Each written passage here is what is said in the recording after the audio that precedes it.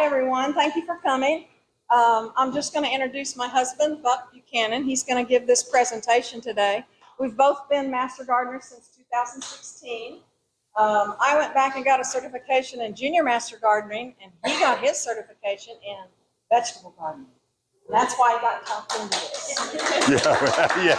Yeah. All right, so go ahead, Buck, take it away. Anyway, before we start, let's do a moment of silence for 9/11 and the families and the victims from that year, Lord.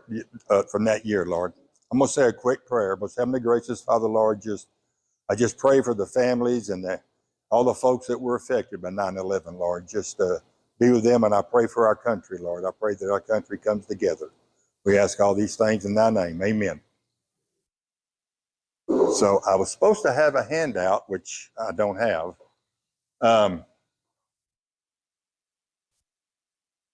I am not a fall vegetable gardening expert, just so you know that. In fact, as I was talking earlier, by the time fall gets here, I'm ready to be done. I mean, now Miss Kathleen, on the other hand, Jim, Miss Kathleen, she's going to do a fall garden. She's got her beds ready, and I'll help her. But really and truly, I'm worn out by then. There's so many ways to do a fall garden. I mean, what I'm going to show you is going to be very basic. I think it'll be pretty easy to understand. So we'll just get to it. Oh, you should know this, that in our area, we're zone 8B, but basically zone 8. The fall gardening window, they say it's September to December. And it'd be good to know that our average first frost date is November 11th to November 20th. And we all know how that varies. It could be, it's crazy weather we've been having here lately anyway. So this first slide here, if you can see, if you had a summer garden, a spring garden, and it did well, you could put your fall garden in the very same place, no trouble at all.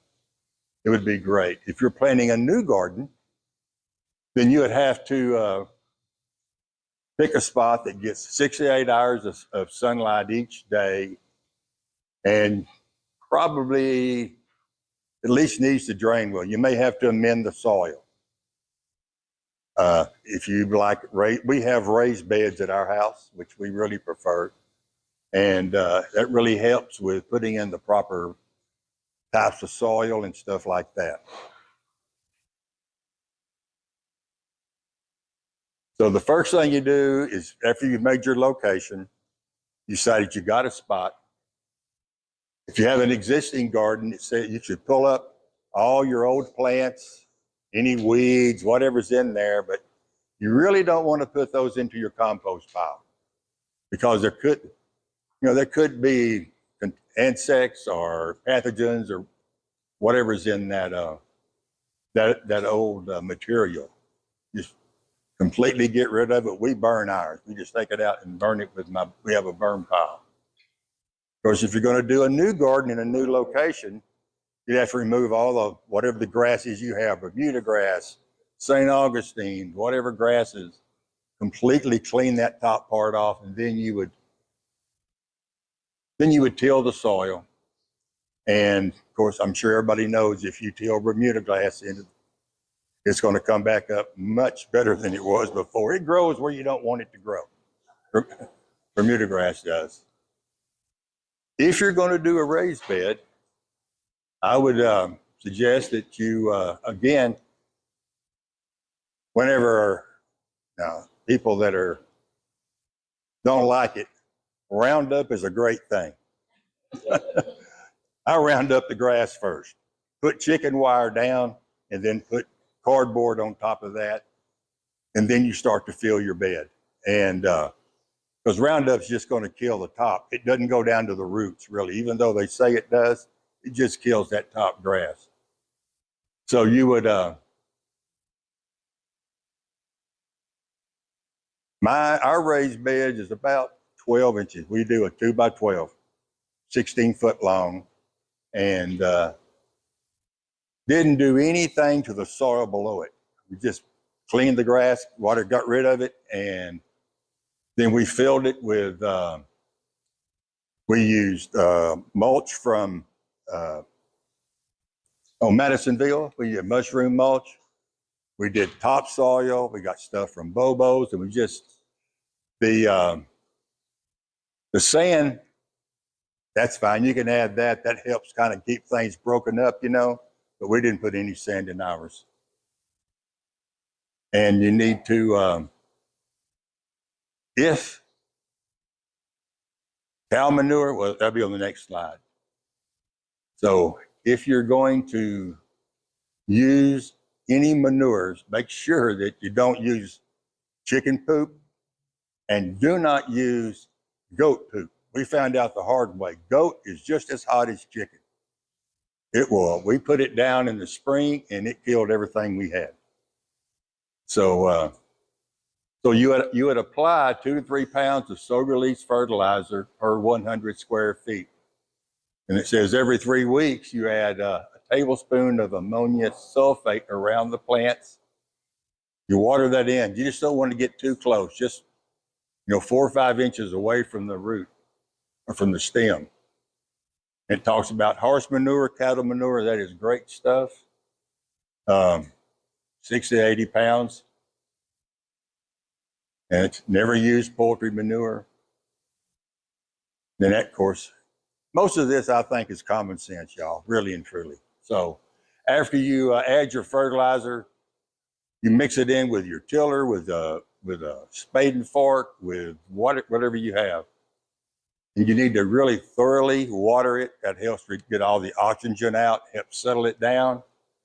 And then it says allow it to dry for a few days. Did everybody get the handout? Yes. That handout really has way more information than I have here. It's really a great handout to go over. It really goes in depth into this presentation. So, but anyway, if you're doing the fall garden, like I said, you want to select seeds that mature in the shortest amount of time, counting back from the first expected frost date. Then you just plan accordingly. And in the fall, the ground is definitely going to be warmer than it is in the spring, and it's best to plant the seeds deeper than what the package suggests, because get down 2 or 3 inches, at least it's going to be cooler and maybe a little more moist. If you're transplanting, of course, transplants can always handle the temperature changes and levels in water better than seeds and newly emerging seedlings. It says watering will be the most important task for a fall garden. The air and ground temperature is already hot, so it's important to keep your seeds consistently watered, and adding mulch will help conserve the water.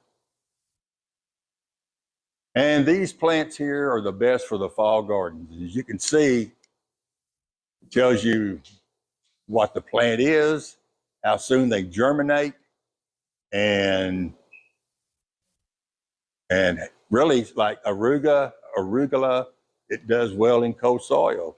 Beets germinate in 5 days, and they keep growing after a hard frost. Broccoli, plant late summer, early September. Brussels sprouts, they plant 80 to 100 days pre-frost, start indoors and then transplant.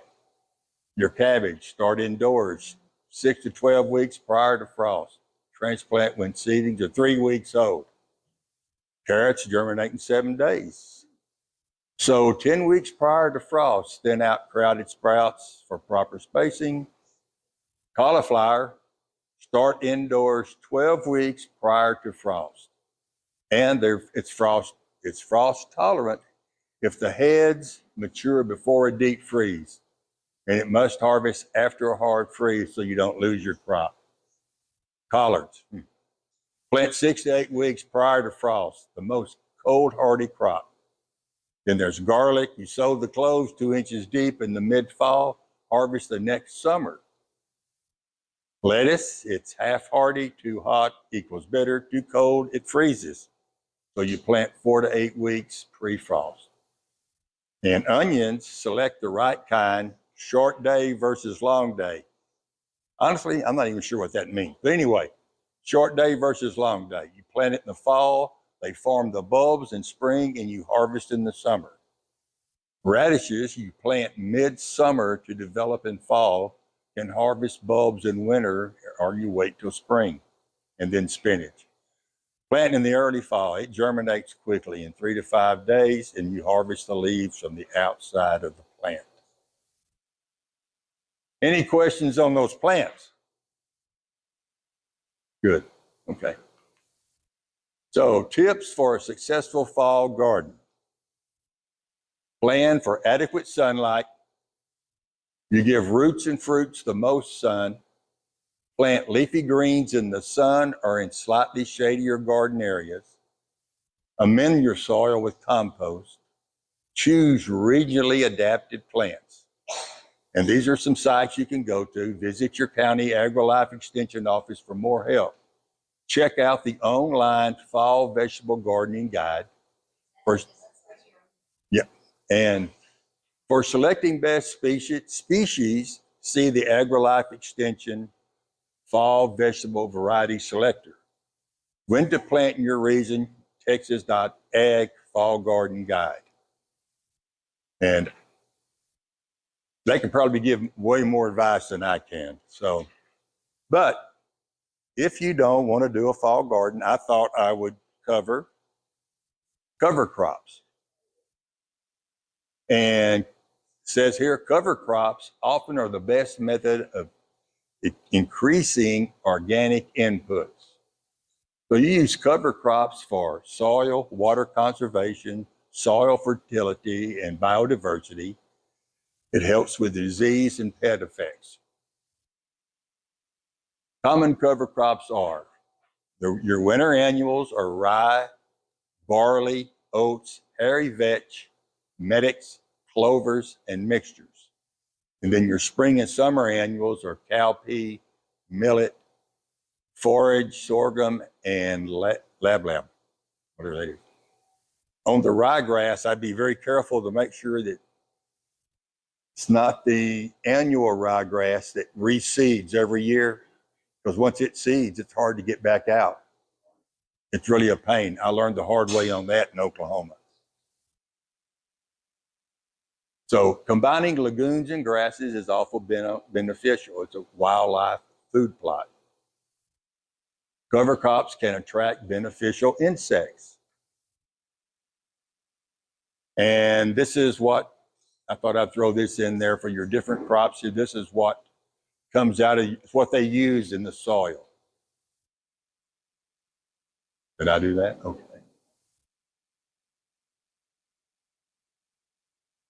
And it says, why not to use cover crops, okay? They may attract harmful insects. They could harbor disease causing microbes. You could have management problem, tillage, planting, or falling of a following crop. If cost is a problem, seed, fertilizer, water, and chemicals. Management of the soil fertility becomes more complex. And that's it. That's it, short and sweet.